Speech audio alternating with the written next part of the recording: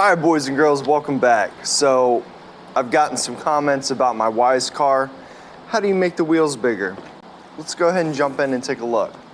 So originally on the Wyze car, and let me stop and thank Wyze first. If you haven't seen my first video, go back and watch that if you want to increase the speed, because they could have gone a different route and glued everything together, soldered all the wires. But when you open it up, there's actually plugs, so I could actually unplug everything, get a different set of wires and plug it in. So everything we've done is completely reversible in the event that I need to use my warranty. Same thing is gonna go for my wheels. I've got something where we can unscrew the original wire, unscrew the original tires, that is, and then swap it out with something a little bit better. And we only need a couple of things. Both, by the way, you can actually get off of Amazon. First is gonna be these hex adapters, and the second is gonna be your choice of wheels. I went slightly bigger, but I actually have a set of 5-inch tires on the way. And obviously I'm gonna put the links to everything you need in the description. So let's go ahead and take a little bit closer look at these. All right, so let's get to the good stuff. What do we need and how do we do it, right? So obviously for your original Wyze car, it's got basically a 3-inch tire. It took me, a little bit of research to figure out how big this was versus how big of a tire I could fit with the parts that I could find. So I initially went with a 3.5-inch tire, and it still looks like quite the upgrade compared to the original. And the other thing is I've got video where I'll play that in just a moment. You can see with the additional clearance here, it won't hit the wall and get stuck. It'll actually climb up over something that normally these smaller tires would not have allowed it to do. Obviously, you're gonna also need some more power. So again, if you haven't subscribed, go back, do that. Look at my first video, and if you need parts to be able to upgrade yours to make it faster, I do still have some available. I sold out my initial, and I've got some more that we can post on my website and get those sold as well. All right, so this one comes with a screw. Obviously you can do that with the little yellow screwdriver that came with it. Unscrew it, take it off. And then what I've got here is essentially one of these. It's a hex adapter. I found them on Amazon. And there was actually 2 different sizes.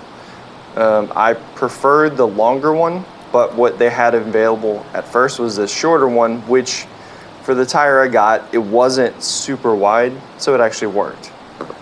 So you can get either one. I'm gonna put the links to everything in the description. And then the last piece you need is just an M4 screw that goes on there to tighten it up. And I got this from Home Depot actually. But you can get a whole bag of them off of Amazon, which I did do. So this uses 2 set screws that come in the bag. You tighten those up. And this shaft, I tried a 7mm, had to send it back to Amazon. We got the 8mm. That is the one that actually fits. It's a tiny bit loose, but when you tighten it down with these set screws, it's not going anywhere. And then, like I said, all of these tires for like the 110 RC are basically a 12mm hex on the end. That just slides on, and then you tighten it up and you're good to go. It's as simple as that. So the other reason I like doing this is because this is totally reversible. I can unscrew this, take off that hex adapter, put the original screw back on if I wanted to change it up. And there you have it. So again, I have the links to everything I ordered in the description. I'm also going to throw in the 5-inch tires I have on the way in the description, and I'll do a little video that shows those off as well. And then if you subscribe and come back, we're going to talk about these oil-filled shocks as well, because the original shocks are the ones I have on the rear, and I left them there because they're a little stiffer.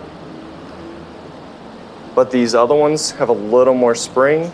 So what that's given me is a little bit better, when I'm trying to go over something.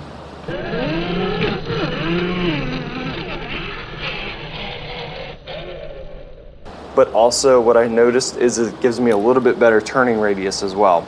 Even though once I increase the speed, that pretty much fixed 95% of my turning issue anyway, because then it has more power to actually turn. But that little bit extra certainly doesn't hurt. All right, guys, talk to you soon.